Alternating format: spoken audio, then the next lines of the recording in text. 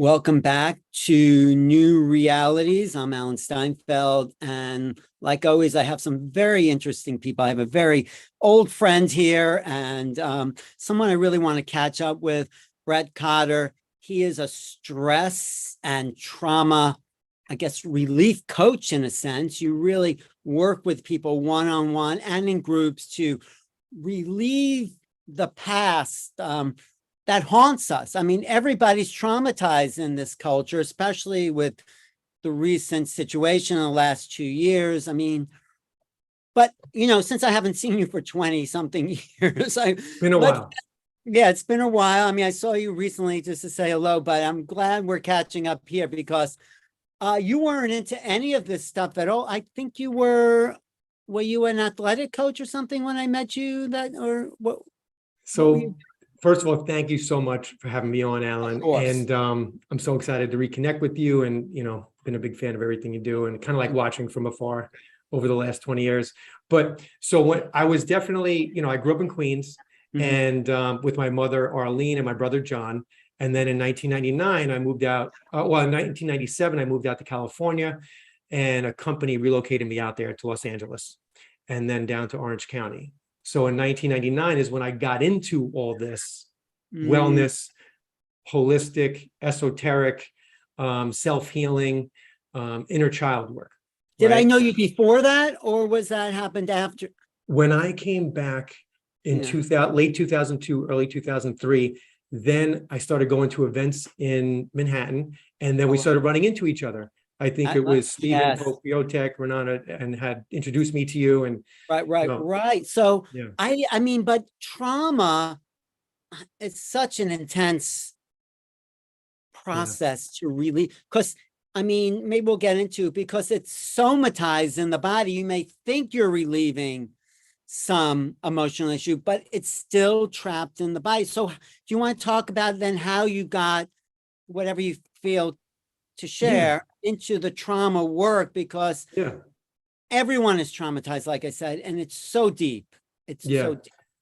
So in this new course, this masterclass I just put out, I talk about the traumatic stress cycle, right? So in our formative years, from 0 to 10, or even in our teenage years, and right now we're becoming over-traumatized with all the anxiety from the pandemic, with losing loved ones. But if we go back to our formative years, when we have a traumatic experience, you know, at that age, what happens is it's part of our survival mechanism to take that memory, compress it, and put it into the back of the closet. That allows us to move on with life. However, since the moment we're born and we get smacked in the butt by the doctor, all those memories get stacked up in the closet. And right now, a lot of us have closets that are over, you know, loaded, and the hinges are coming off, the door's about to break off. And that's when we feel that overload, overwhelm, generalized anxiety. We're not even sure where it's coming from, but we just, you know, we don't feel settled in our skin, and we find ourselves overreacting a lot. So what happens is that memory gets imprinted with the emotion of the event. Okay, that gets imprinted in the memory. It gets put into that closet, and a belief forms on regarding that memory. The belief triggers the emotions and the thoughts from the trauma. Anytime our stress reaction, our brain will sense anything similar in the environment. So it's almost like now the environment's like a loaded landmine where we're trying to navigate, and our stress keeps on getting triggered because of what's in our closet, right? That trauma buildup. Let me just ask you before, let's say we've been traumatized, and, you know, people coming back from war, of course, are traumatized. And then there's this reaction if they hear like a gunshot, but do we form a belief about the trauma consciously, or is it then unconscious? It's unconscious. No, it's within the body. The cells, the physical being. All right, so the body's very smart. Our stress is lightning fast, super smart. The brain is self-organizing, self-repairing, and programmed to survive. So it comes up with these ideas about that. It summarizes all the emotions and the experience and creates like a tagline for it. That's the belief. And then that governs how our stress is going to be reacting, how our brain is going to be reacting to, if we got into a car accident, into a red car at a stop sign. If a red car blew the stop sign and ran into us when we were young. So now our stress reaction is always on the lookout for that red car, the stop sign, right? If it sees one, guarantee you're going to be stressed unless you process the trauma. So that's kind of like how things stack up and how they over trigger, because our brain is, I personally believe our brain is super smart. It's like a supercomputer, but it's almost as if, like in all those artificial intelligence movies where the machines get intelligent and raise up, our brain's calling all the shots with stress, and it loves the stress hormone cortisol. Cortisol activates our fight or flight, and our brain believes that's the best way we can get through this life, with triggering stress. So it's kind of like we're here because we want to survive. I mean, that's, yes. Our and brain so wants us to, our the brain wants us and to the survive. body, you know, it's geared for survival. So Yes, and that's the so best go way ahead. it knows how to. Yeah. So That's the how best do way it knows how we to. undo that? I mean, okay, it's encoded in us, Yeah. and you know, every time we So yells, maybe in my case, it's like it creates this internal trauma and stress. I mean, there's levels and levels, but yeah, how do we, because this is so important. Yeah. So we all have triggers, right? You just mentioned a trigger, then you mentioned one of a veteran coming back from war, and like, let's say a car backfires and their body responds to it just as if they heard a gunshot, right? That's very normal. And our brain makes these associations with things that are very similar. So I just did a training last week on our Facebook group, the Stress is Gone Facebook group, about how to take control back, right? So you have cortisol, right, which our brain is kind of addicted to and loves to release through our adrenals into our body and get us stressed out, because that's how our brain believes we're going to survive that situation. The problem is we're getting stressed out 50, 80 times a day. So all those 1,400 reactions that happen in our body every time we get stressed, that causes hypertension, pain, illness, disease, a ton of problems. Okay, our brain's not really thinking too far ahead when it chooses cortisol. It's just working in the moment. So the way we handle this is we step back, okay? We have to gain consciousness behind the brain and understand how to pull the levers to activate dopamine. So last week in this training in the private Facebook group for Stress is Gone, I talked about 5 ways where you can quickly activate dopamine production in your body, okay? So wait, dopamine helps relieve the stress. So dopamine, serotonin, these are the happy hormones, right? And they're involved with our body's relaxation response. But Harvard they don't get rid of the stress. The stress is still there below the surface, right? It's kind of like if you're drinking soda overloaded with sugar, and then you're taking like a natural smoothie, you're switching gears. So this impacts the chemicals that are going through your body, because it's changing the hormones that are activating certain secretions, and your every cell responds to this hormone secretion, right? So when we're getting overloaded with cortisol and all of a sudden we pull the lever for natural secretion of dopamine, right, through these 5 ways, one is listening and singing along to music. That, if you listen and you sing along to your favorite song, that's almost like an immediate activation of dopamine. And what I really talk to folks about is identifying your triggers. And usually I found that, like, if you're one of those people that go into social media and you scroll and then you end up getting depressed because you see everyone's amazingly awesome life, which is like a joke. And then you're like, damn, my life ain't like that. You know, then you start thinking negative about yourself. All you have to do is pull one of your dopamine levers and stop looking at the app, put the phone down, right? Put the song on and start singing along. And now you actually activated dopamine going through your body.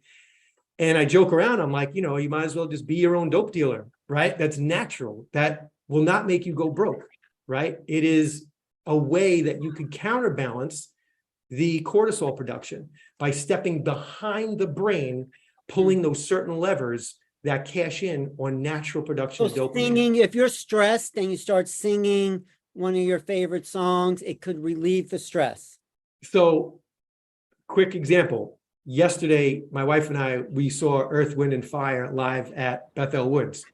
Nice. I can tell you right now, there was probably 16,000 people there, And the dopamine was all in the crowd because everyone was singing along, dancing, laughing, hugging, and that's the vibration of some of their music and their songs. And when you sing along with it, you feel the vibration, the vagus nerves being stimulated.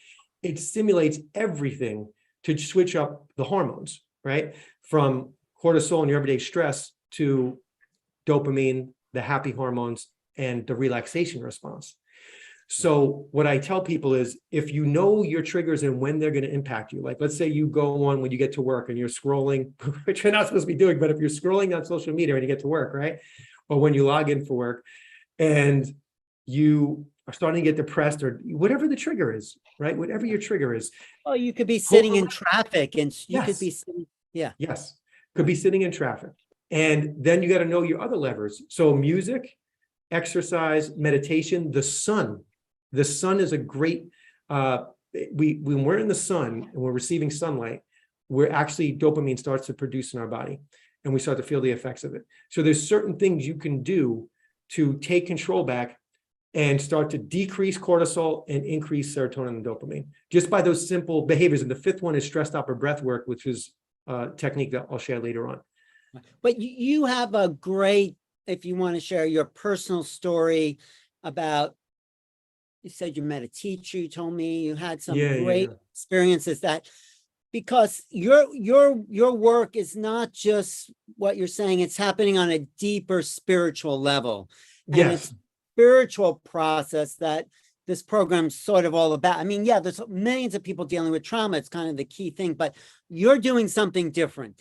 I feel you're activating a spiritual awareness of the true divine self, which then lets go of trauma on a whole other level of awareness. I'm so happy you just said that. So in a nutshell, what I'll do when I'm sitting down with somebody one-on-one or doing a phone session or in a retreat, and sometimes even in our Wednesday night workshops, I'll just ask them a simple line of questions that go deeper and deeper and uncovering that original traumatic memory. We surface that safely. Now that's on the table. Once that's on the table, the person's body starts feeling the way it felt. All those original traumas, emotions, tension rise up and they're on the table.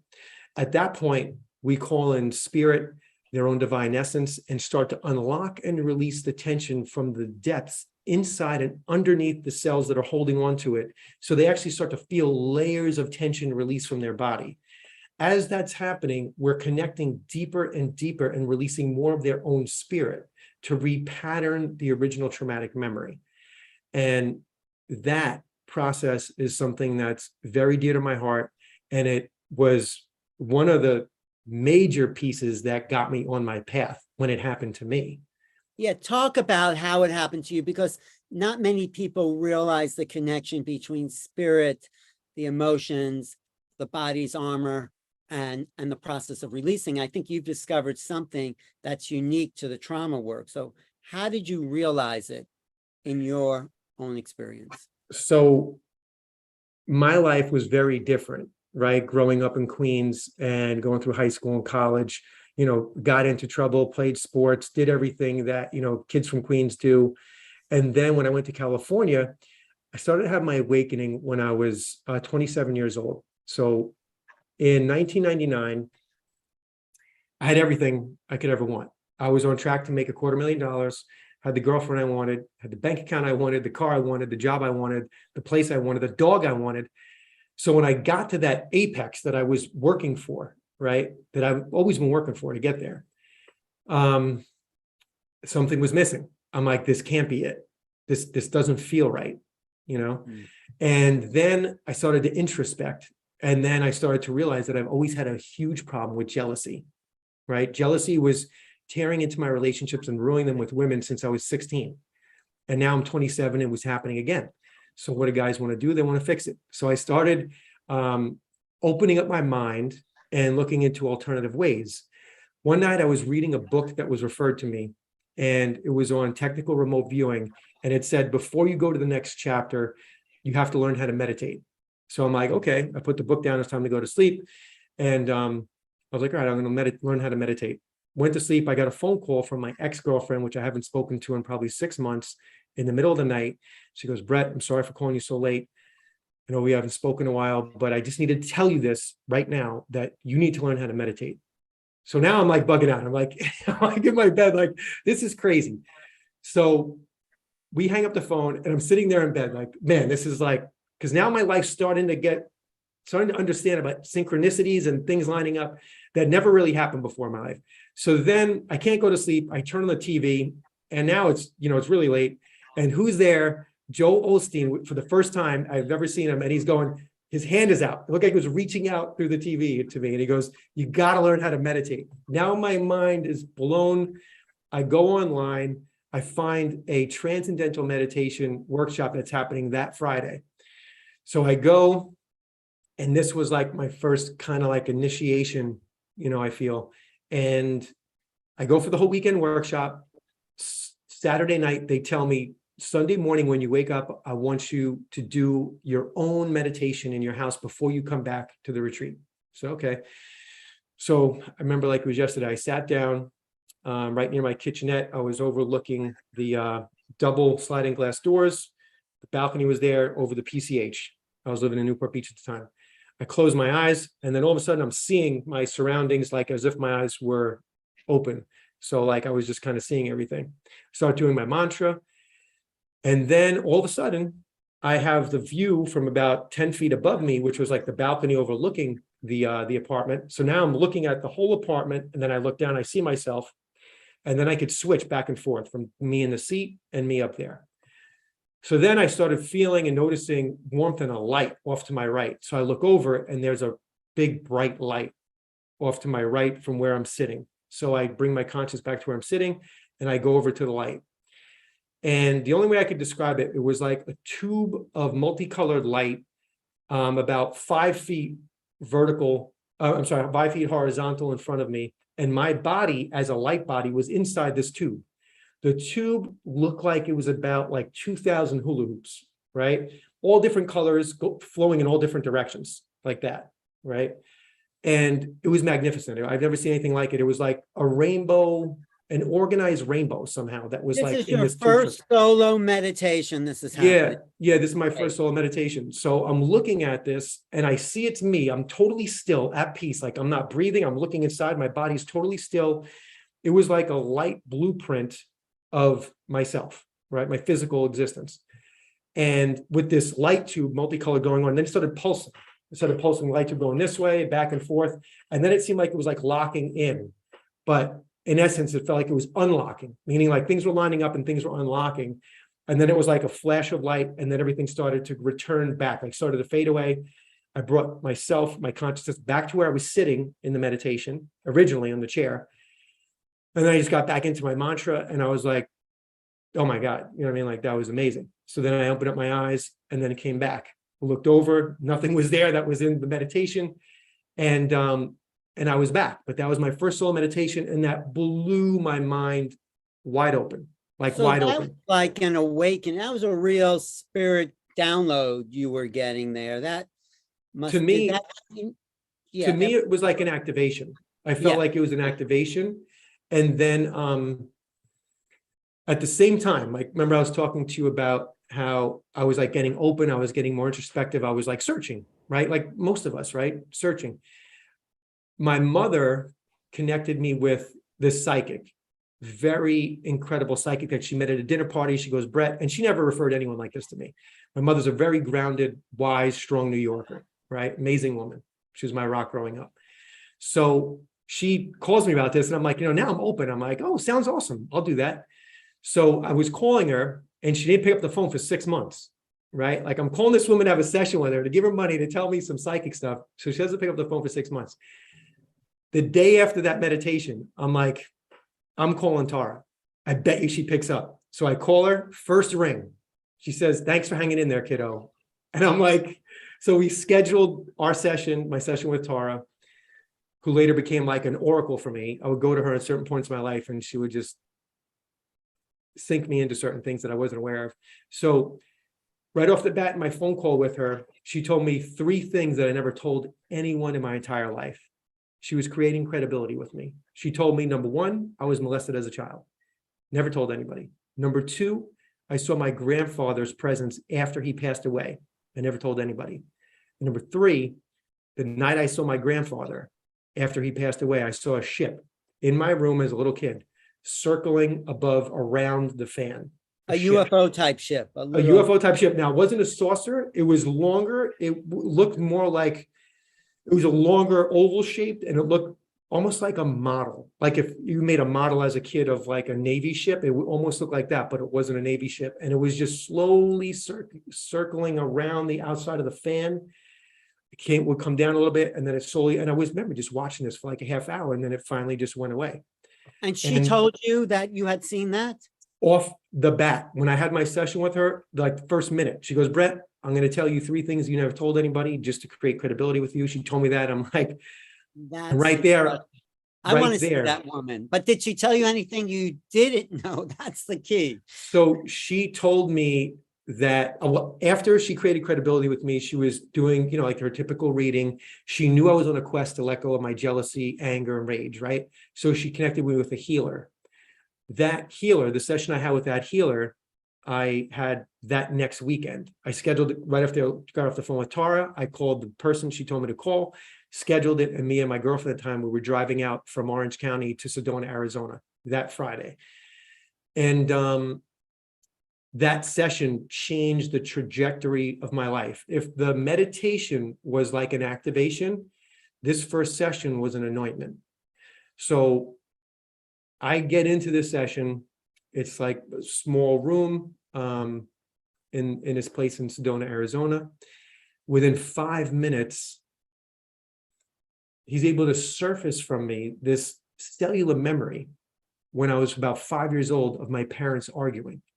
Now, my father was grinding his teeth, clenching his fists. My mother was yelling, her hands are going, my father's hands are going. And I'm like, and I looked down, and I was looking at the rug that we had in the house when I was that old. And I was like there, I was like in the movie. And then when that happened, I'm also looking at the healer, and his hand was up like this, and it turned bright red. His hand turned bright red. And when that happened, a very deep, felt like it was a 30-pound layer of jealousy started to unlock and release from my body, from my chest, my solar plexus, my stomach area, my shoulders, all over my body. And as that started to happen, a lot of light started to come into the room. And the next layer of anger and rage underneath the jealousy started to unlock and release. As this was happening, the healer was gone. The healer, the couch was empty. He was gone. There was 2 eyes looking at me. I saw where the healer was sitting. I saw the couch, behind the wall, where it was behind the couch with the artwork. Remember, like it was yesterday. Then more light started to pour into the room. And then a deeper layer of sadness started to unlock and release from my heart, my solar plexus, my stomach, and my throat. When that happened, the light came into focus, and there was a light being standing in front of me. Where the healer was sitting, there was a light being standing in front of me, bathing my entire body and what felt like my soul in unconditional love. As that was happening, the fear of abandonment unlocked and released. And that was the fear. That's beautiful vision. Oh, and is that being with you, a part of you, a higher aspect? What do you think? So, great question. For years after that experience, I thought it was something that was outside of me. And then from working with other teachers and going deeper into meditation, I realized it's just part of my own lineage. It was like a much higher aspect of myself that had come down. And that's what I felt like was an anointing. That was like an anointment, an anointing of a taste of my own divine light and my own divine essence. And that's what I look to share with people in our meditation groups that we do, meditation class 3 times a week, and then also in the sessions and in the group retreats and workshops. If I could give people a taste of that, that's what really gives me a lot of gratification. Well, tell people, I mean, we're not finished, but tell people just how to get in touch with you for your retreats, your one-on-ones, your group work. How would they find you? So my website is stressisgone.com, right? My personal website for like public speaking and stuff is brettcotter.com, but you could get access to me through stressisgone or brettcotter.com. And we have an exciting retreat coming up. It's a one-day event in New York City that our mutual friend, Jan Goldstoff, is putting together at Deborah Roth's home. So, you know, very lucky that Deborah Roth has opened up her space. That's going to happen on September 22nd. And you could reach out to myself or Jan. My email is Brett with 2 T's at stressisgone.org. You could register there or just contact Jan. And yeah, so that's going to be a session in the afternoon from 2:30 to 5, and then another session in the evening from 6 to 8:30. So that's going to be a group. It's going to be a live workshop where, go ahead. Yeah, no, in these groups, yeah, I want to know what happens in these groups, like, because it's, you know, everyone has their own stuff they're dealing with. How do you work in a group setting with these people? So the first thing I try to do is just to clear out my own mind, quiet all my mental chatter, and then call in the divine essence, the higher selves of everyone that's there. And a few things that I'm connected to personally that I feel a great affinity to, which is like the Holy Spirit, Creator, Buddha, things like that, Source, most importantly.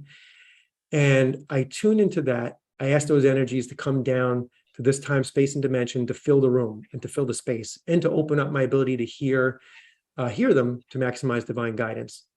So after I do that, I kind of do my best to shelf my ego, if that's possible, to open up and listen to that guidance. Then I start asking the folks in the group some questions to find out why they're there, what they want to get out of it. Some people are there to let go of lifelong pain that they've had. Some people just feel overwhelmed. But usually people come to me when they don't have any answers to some pain that they're facing or something that they want and they feel blocked from it. Could be like love, a loving relationship.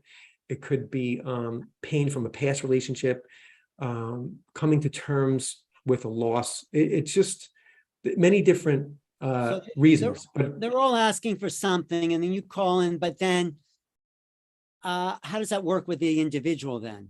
Okay, great question. So I'll start to hear, after I kind of get a gauge of why they're there, I have 2 jobs. I'm listening to them, asking certain questions to get deeper into the issue, and then I'm listening to my guidance, right? Which is a collective of everyone in the room and our higher selves, right?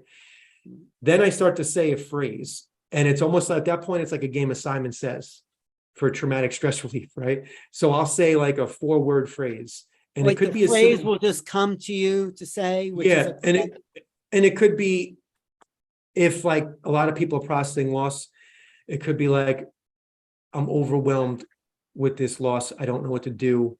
And they'll repeat that. And then the pain from the loss starts to surface. And then I always have people tell me to raise their hand the second they feel something inside their body, whether that's an emotion or tension, or they have a flashback. Your hand goes up. So I say, if you feel something come up, your hand goes up. And then I'm just going to ask you, where's the tension? What's the emotion? And what's the thought? Those 3 things. And then from there, we just go in deeper and deeper and deeper down the rabbit hole, and we start to unlock it and release it with spirit. And we how do you do? re-imprint. That's the part I want to know. So how do you go deeper and deeper with spirit? Like, what's that process? So as the more the pain comes up, right, there's like 2 things happening. There's pain unwinding from the body, the soul, and the psyche that's coming to the surface. And then as that's happening, it's like on the back end, the spirit's coming in and it's starting to lay a foundation. As that's happening, I'm starting to get signals of what to say. And we'll just say, unlock and release the tension around whether it's my mother, my father, the experience. We'll go into some details with the experience. And then it's the deeper layers, and we'll go into the heart and we'll unlock and release the tension where it exists, where it kind of laid roots into our cells, into our chakras, into the systems in our body. And we'll start to go into there underneath it. We'll flood it with unconditional self-love, our own divine essence, open it up so that the body starts to feel some of the relaxation response, some of the dopamine and serotonin, where whenever you thought of that old memory, it was all cortisol, it was all overwhelm, it was all pain. Now we're starting to like turn on the garden hose and just start to water and spray, right? Unconditional self-love throughout that entire memory. And you just start to feel the layers peel back. So what the person feels is layers peeling off their chest, layers of tension, layers that they've been walking around with, which it could be for 30 years, start to come up from the depths and start to release. So by the end of a session or a laser coaching aspect of a group session, a person's going to start to feel lighter. You start to feel like your spine, there's like less stuff around your spine, between your shoulders, your mid lower back, your neck, your brainstem, and definitely around the heart. The work is very focused primarily around the heart and also the stomach and the solar plexus. But the tension could leave from anywhere. I just want to ask you a question. I don't know if you want to do that, but maybe just to demonstrate, we could do a little mini session on me. Sure. To release some, because as you're talking, I'm thinking, okay, where's my trauma? Where's my childhood? Do you have time? Do you want to? Yeah, I would love to. Oh, you're tuning in. So I'm thinking how far back, and I guess it goes back. My mother was sort of a rageaholic, always kind of upset, on edge, maybe yelling. And there was a reaction in the child in me to like that loud expression. And then I feel like something, I don't know, some belief system or something happened in order to, are you tuning in when you close your eyes about what I'm saying? That's good. I'm just trying to really absorb what you're saying and open up myself. Right. Thank you. So yeah, there's something about, yelling and people, it's like it creates this kind of a tension response in me. I mean, maybe everyone has that because, no one really likes that. But I think for me, it was on a deeper level programmed to react. So do you get what I'm saying? Yeah. Yeah. So was your dad around at that point? Was your dad in the house? household? Around that much. I mean, he was there, but he was working a lot. And so there wasn't, I mean, I had a lot of love too on that side of things, but there was that other part, you can have all the love in the world, but one little thing can leave a scar. Yes, absolutely. We're sensitive, emotional beings. We're sensitive beings and sensitive spiritual beings. And so, my father wasn't really around because he's, growing up, and I have two younger brothers, but still, I was the older, so I think I got a lot of the tension and trauma my mother had, inherited or dealt with. And then, of course, if someone doesn't work through their trauma, and you see this in families all the time, they reenact it as a way of almost dealing with it, but they're perpetuating it.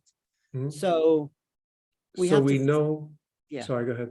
No, go ahead. No, go ahead. You know what? Go ahead. So we know there was tension in the house coming from your mom, right? Yes. Okay. And that was somewhat frightening at times when you were very young. It was, it was stressful. It was tension. Yeah. Do you feel that your relationship and your experience with your mom in the household when you were younger impacted your relationship with women down the road?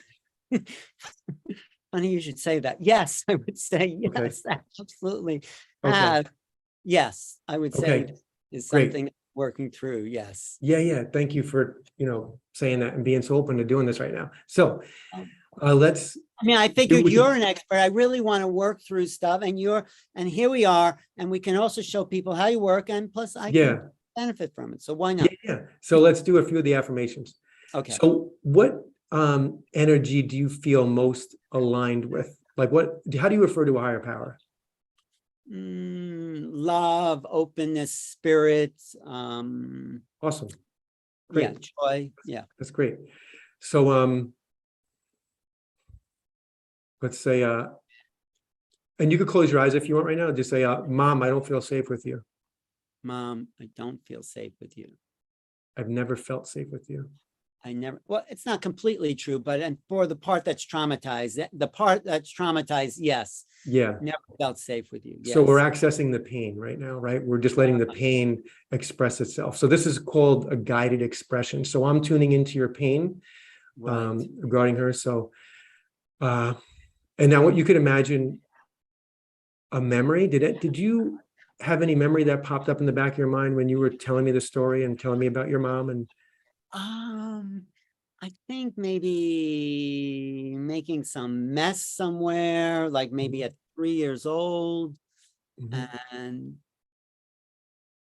just doing my thing and feeling this reaction from, I think I was like cutting things out in a way that I wanted to, but then there were there was something where I was playing and it just, I loved it. And then there was something that came in that just stopped that just reacted to something. Yeah.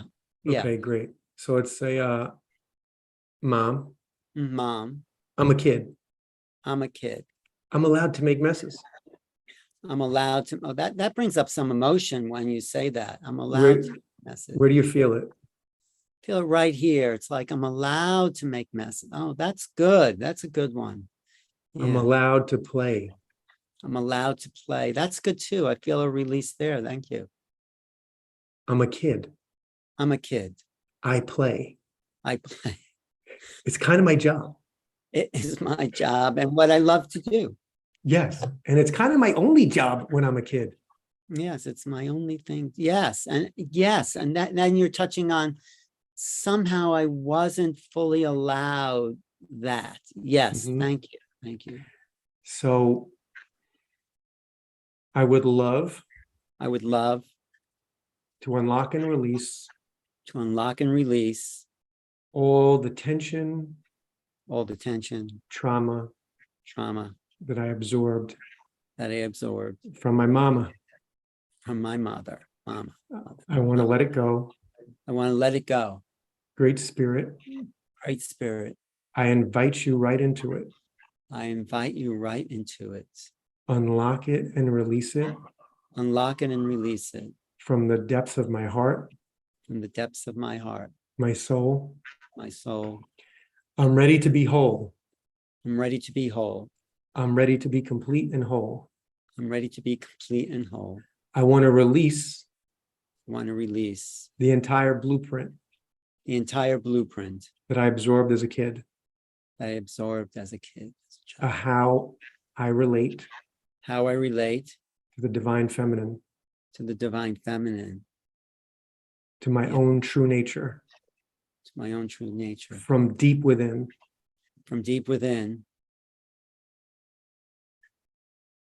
And then just let me know if your body's telling you any signals. No, as I was going that, I felt some release and then a little sadness. And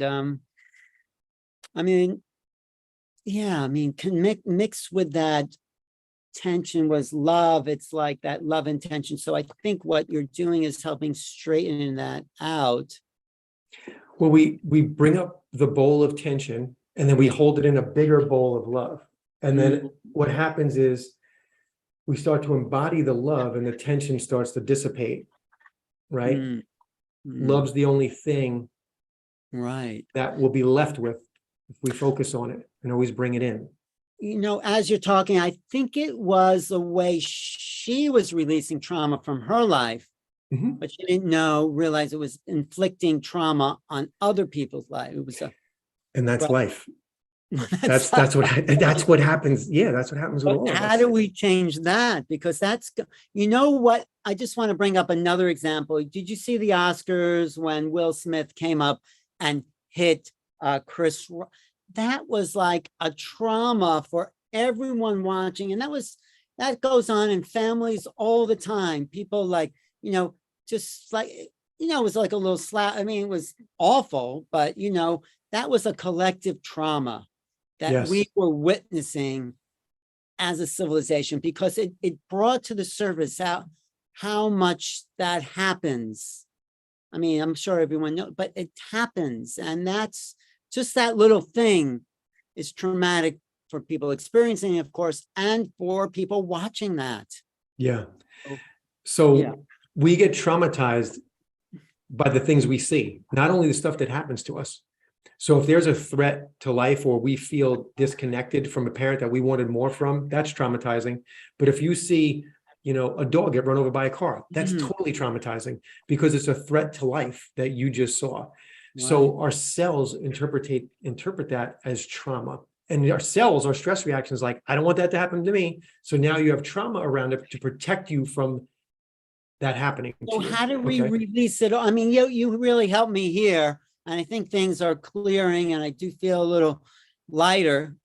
But then every day, people are experiencing trauma. People are going through. I mean, is there a bottom line, or do we have to just work at it one-on-one to just? I feel the first thing I share with people is stress stopper breath work, because you have to learn how to shut off your body's stress reaction. Okay, that's the main thing. And it's a very simple technique. Anytime you get stressed out, you just touch the tension, right? For me, it's usually my chest. And then you start breathing deep and slow. And then once per breath, you silently say, I'm okay. And it usually takes about 2 minutes for the stress to just melt away. That tension will be gone in about 2 minutes. Because what you're doing is you use those 3 steps together, touch the tension, breathe deep and slow, and you say, I'm okay, right? Once per breath. You're using those 3 steps to activate the body's relaxation response. And once that starts to happen, all the hormones switch over and you're switching gears from stressed to rest. You're manually doing that. And that's the first thing I teach people. The second thing is something called the anxiety freedom technique, which is an awesome technique that guides us through expressing our emotions in a way to get to the core fear, okay? To get to the core belief and the core fear. We surface that, and then the anxiety freedom technique has this really cool thing in it called the freedom statement. And it involves like what you and I were doing with the affirmations. Only the affirmations are specific for you, where you hold the tension, where your anxiety was, and then you get to command the universe to let it out of your cells through the power of the spoken word. And it's what a do you really say empowering. then? What do you say? What was the thing you say to yourself when you're feeling that? So I'm going to share my screen. Let's see if I Oh can. yeah, share your screen, because I wanted you to do that. Oh, did I You make might you? have to enable me Oh yeah, as a. sorry. I thought okay, I'll That's make okay. you co-host here. Co-host. Okay, Cool. co-host. Yeah, share your screen. Yeah. All right. So I just wanted to share Yeah, this is something from my desktop here. So the anxiety freedom technique, really simple technique. Let me see if I can make it bigger. I see it. You Oh see yeah, it? good. I see that. Cool. Good. So you rate your stress, and now you basically are expressing yourself, express your core emotions. Right now, I feel totally overwhelmed by, and you're listing out the different things that are stressing you out. It could be the pandemic, could be politics, could be society, it could be personal health, it could be something going with a loved one, it could be relationship, it could be anything. Then you look at that list and you answer this. The most upsetting situation from the above list is, and you type in the one that's the most upsetting. Then you write in, my biggest fear about this is, and then you're just writing out, what is the worst case scenario from the thing that's upsetting you the most? That's a very big thing that you're becoming conscious of and you're bringing to the table. Our normal setup of our brain, our protection mechanisms of how our brain works, right? It won't let us express that. Okay, so we just kind of dug a little deep through that subconscious divide, the conscious subconscious divide, to unearth that core fear. Now it's on the table. Okay, now once the core fear is on the table, you identify Wait, you're saying unless we realize the core fear, we're not going to realize the depth of the upsetness, right? We have to go here. So we're getting really close to the root. Now, this technique doesn't go into the original traumatic memory, but it goes into the core fear, which is, it's like a breakthrough when you start doing this on your own. You know, some people go through years of therapy to figure out what their core fears are in their life, right? So you go through this line of questioning, which starts with everything you're upset about, and it funnels down to what your cells are really upset about, your core fear in your body. So then you write down where you feel the tension. So typically, whenever a core fear is surfaced, there's going to be an area, a chakra, or some area in your body that is housing the tension. Like you felt the tension before in your chest area. Yeah. It could be your solar plexus, your stomach, your chest, your throat, wherever. And you identify the area of tension, which is very important because that's where all the traumatic memories around this anxiety are located inside your body. Your body's like a library. And the books on the story of your traumas are stored inside your body. So I just this, want to ask you, the biggest fear, worst case scenario, writing it down, because that is what we're thinking all the time anyway. The worst fear. subconsciously. So your cells are super smart. Your cells are always going to the worst case scenario, and they're trying to protect you from that. But in your brain, you're like, oh, I don't want to lose my job. But your cells are afraid of dying homeless on the street from losing your job, not being able to pay your mortgage, getting kicked out of your house, not being able to find a place, not being able to get another job, and then finally being homeless, and then finally dying homeless on the street. That's what your cells are worried about. That's the worst. And that's actually behind a lot of people's fear. I mean, that's extreme worst case. Yeah. Yes. So this is just kind of getting to that, surfacing it, right? And then you get to start to switch gears here with E. Instead of anxiety, I want to feel freedom, love, comfort, peace, whatever you want to feel, clarity, confidence, happiness, self-love, joy, my own divine light, my own eternal spirit, whatever it is that you want to feel. Instead of anxiety, you pick it and you write it in there. Now, this is where the freedom, your freedom statement comes in. So I want to completely break free from the fear of, so now your fear, let's say it's a fear of death, right? So that comes in there. I want to unlock and release all the tension from my, let's say I was having that in my heart. Okay. So that goes there. And I want to, let's say I want to put in here, I answered my own divine light. Is this on your website? Is this on your website? This or where can we find this? So this tool is part of the masterclass, which is on the Stress Is Gone website. It's a button right up top. It says masterclass. It is 6 modules, and this is in the 4th module. And we have 5 videos that show you how to do all this in that, and it's only $47. It's dirt cheap. So $47 for 6 modules. Yeah, it's 22 videos, Alan. It's 22 videos. 6 has 2 hours of guided meditation and 6 videos.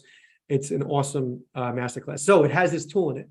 Stressisgone.com. Yeah, you just hit the masterclass and then you'll see that. So now check out your freedom statement, right? I want to completely break free of all the fear of death. I want to unlock and release all the tension from my heart. I refill that space with my own divine light right now. Okay, now we're working with the power of the spoken word.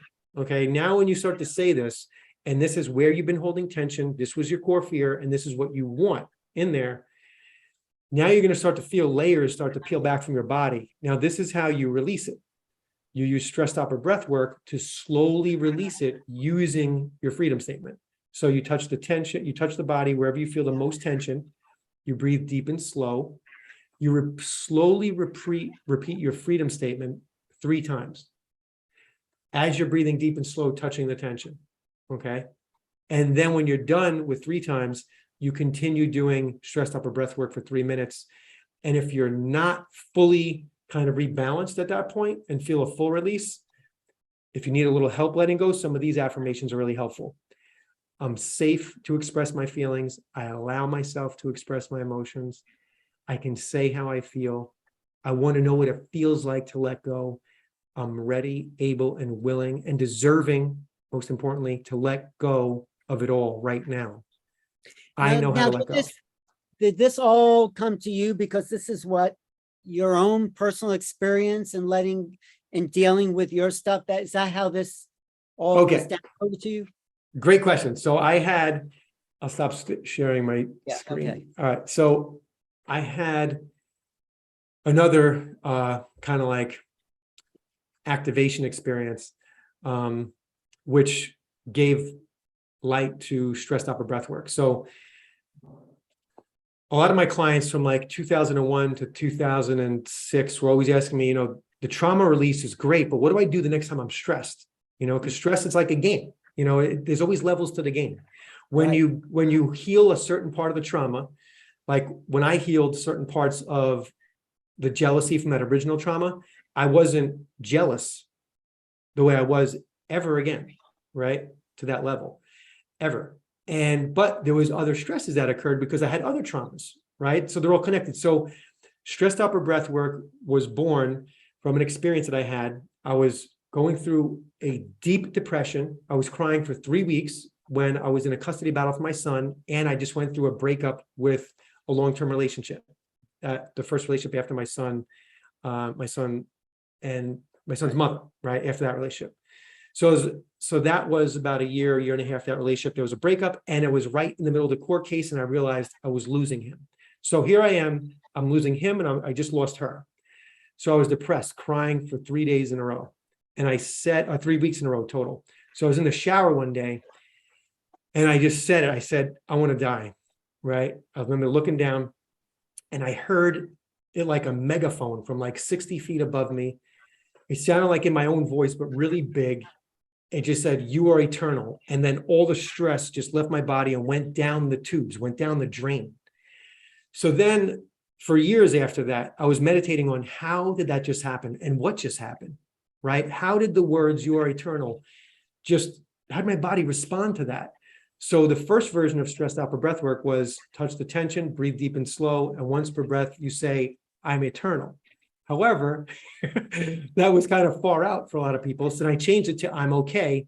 And the results were just the same. I like eternal better if I was going to. Yeah. So people that have like a spiritual, esoteric foundation, eternal is a great one to use. I'm eternal and I use it in meditation. So after about 3 to 5 minutes of using that mantra in meditation, all of a sudden something clears out and there's a whole wide open universe that opens up and you feel it, in your body. So I'm eternal is great. So that's where that came from. But the anxiety freedom technique I came up with when the pandemic happened and I started hearing these horror stories of like nurses and doctors crying in the parking lot of these hospitals. And I'm like, how can I create a tool just to give them to express their emotions so they can cleanse when they come out of the job before they get home? Right. So there are other traumas to deal with the family, right? Because the kids are going through stuff and you know what I mean? So it's like, how can you do a reset? And the anxiety freedom technique really, it's like if your emotions of overwhelm are all in a sponge and they're saturated, it kind of quenches it, releases it, and then you're left with an open sponge again. So you could breathe and then address what you got to do. And it doesn't pile up then, it's just like, yeah.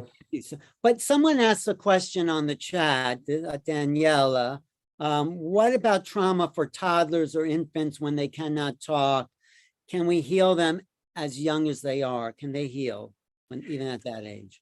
Yeah, so it reminds me of when I was working with an autism consultant and I was working with families, right? Teaching the parents how to respond to their children that are escalated and cycling through a stress episode.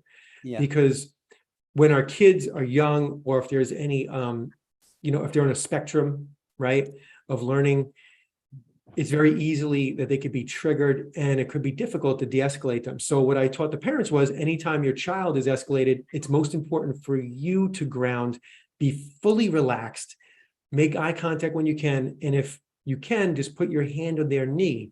The calmer you are, their cells are going to start to respond to your cells. So it's not what you say, it is more what you do, and more importantly, how you do it. The soft eye contact, the saying it's going to be okay once per breath, your deep, slow breathing, and then the little bit of that touch. So if it's a toddler, that's kind of like you see them in a stress reaction, it's just taking them in your arms, breathing deep and slow, releasing the happy hormones within your body from using stressed upper breath work and activating the relaxation response. They are going to respond to that. The longer you stay stressed, the longer they're going to stay stressed. So you got to break the karmic cycle kind of and the physical cycles of this stress reaction. Because there's a mirroring that happens between. So if they're stressing, you're stressed out about their stress, then it compounds. Yeah.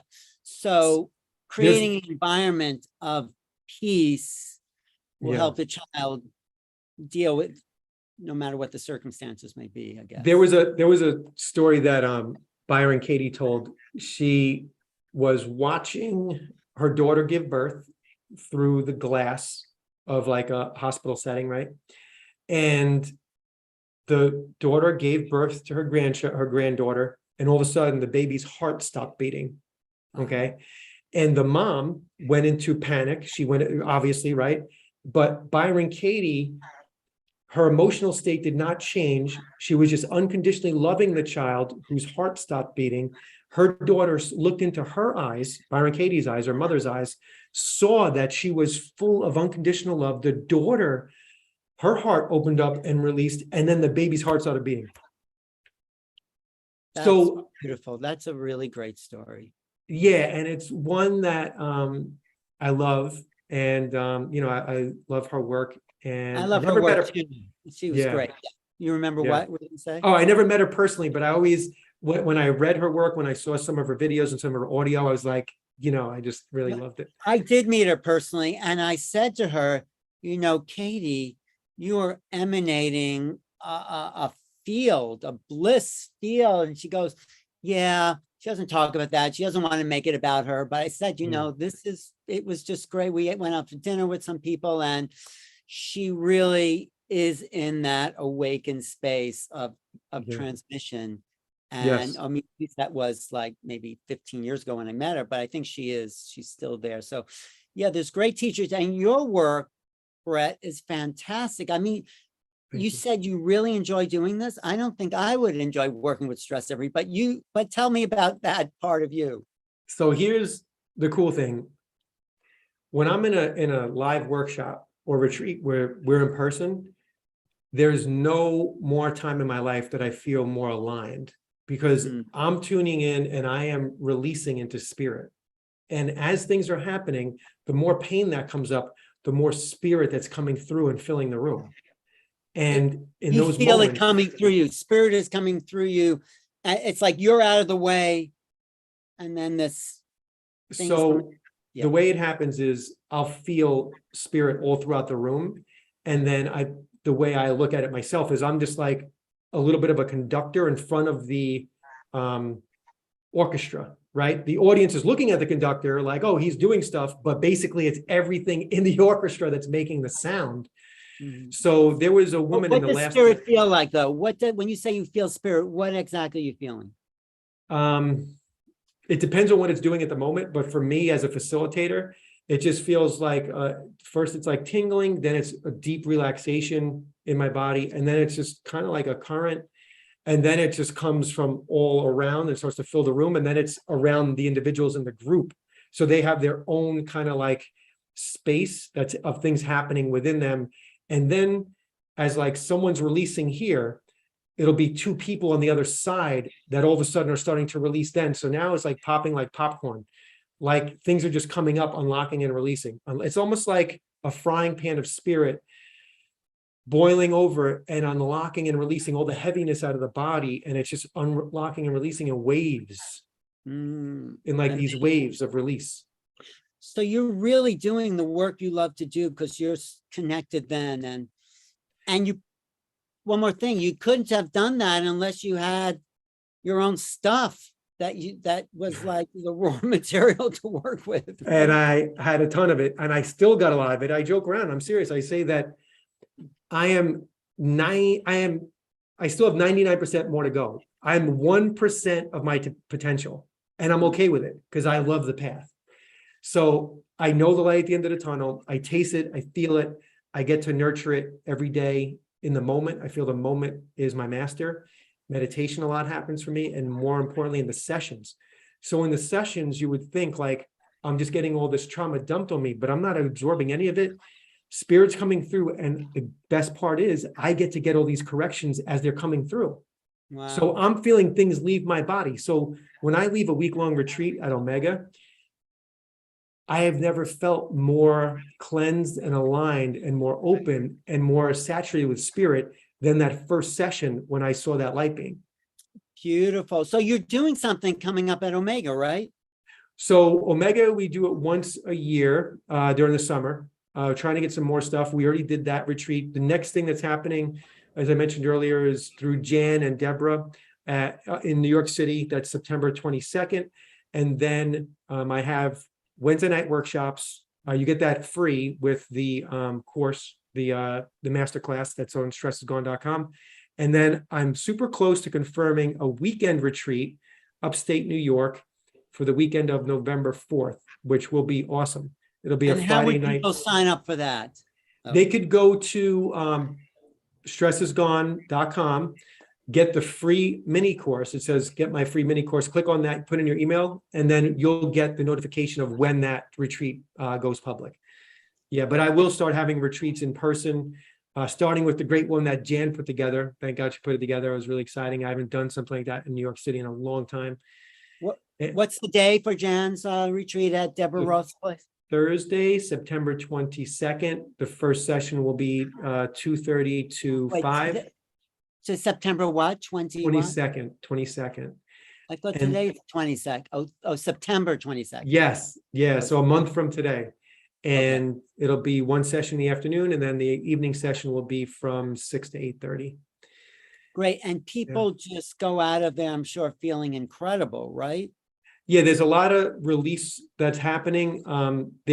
You'll feel lighter, you'll feel tension, you will feel like your heart is open. You'll feel a deeper connection to a sense of self-love and your own divine essence. That's the main thing that we're looking to ground where the trauma was. So where the trauma was hooked in, we released that. And now we're grounding in your own divine essence, springing up from the inside out. And when you feel it come from the inside out, no one could ever take that away from you, because you felt it on the inside. That's yours forever. Right. That is so great. And what I really love about your work is you work on the emotional, spiritual, physical levels, and you're doing the work you love. Yeah, so it does check a lot of those boxes, because we're tapping into the spirit, which I feel is like the power of the universe. We're isolating where the tension is in the body. So that's like where the heaviness is in there and the old emotions are trapped. And then we're just embracing it with unconditional love and letting it release. Right. So is there anything you want to tell people before we sort of wrap up here? Sure. So at stressisgone.com, the masterclass is amazing. You get 4 Wednesday night workshops, included for free. And the cost is $47 for the class, 22 videos, 6 guided meditations. It's dynamite. It is really great. So you'll learn stress stopper breath work.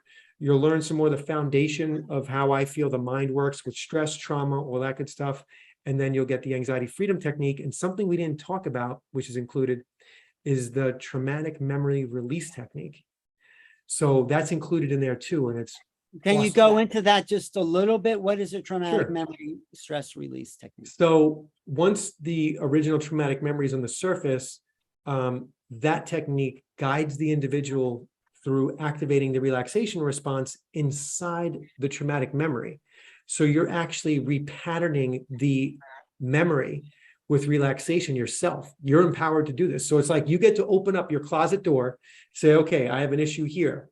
Like what we did, Alan. Like, okay, there was some memories with my mom. So imagine being able to just use this technique, a simple technique, to unlock and release all the main memories around your mom so that you're able to relate in a way that is more natural, more authentic for you, the real you, relating to women, the environment, everything, right?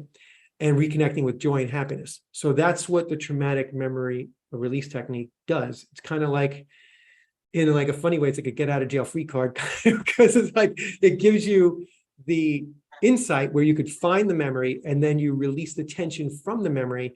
And then it's like removing those little trigger points through your environment. So you can kind of move and navigate through the environment with less triggers, less stress, and more authenticity. Well, Brett, thank you. You're feel pretty balanced and on track, and you're doing great work. And I recommend people check out Brett. You do private sessions, Brett? Yeah, so I do private sessions. Everyone that is going to register for the event with Jan and Deborah, they're getting a special discount. Normally in my sessions, the first one is for the trauma. The first session lasts about an hour, and we get to the core trauma that you've been dealing with your whole life, right? We get to that, we unlock and release all the tension from those memories. And then the ensuing sessions, if you need it, often people don't even need it, but the ensuing ones are like check-in calls. If we wanted to tweak anything that's going on in the real world, those are like half-hour check-in calls. So the trauma release session is an hour, and that's $350.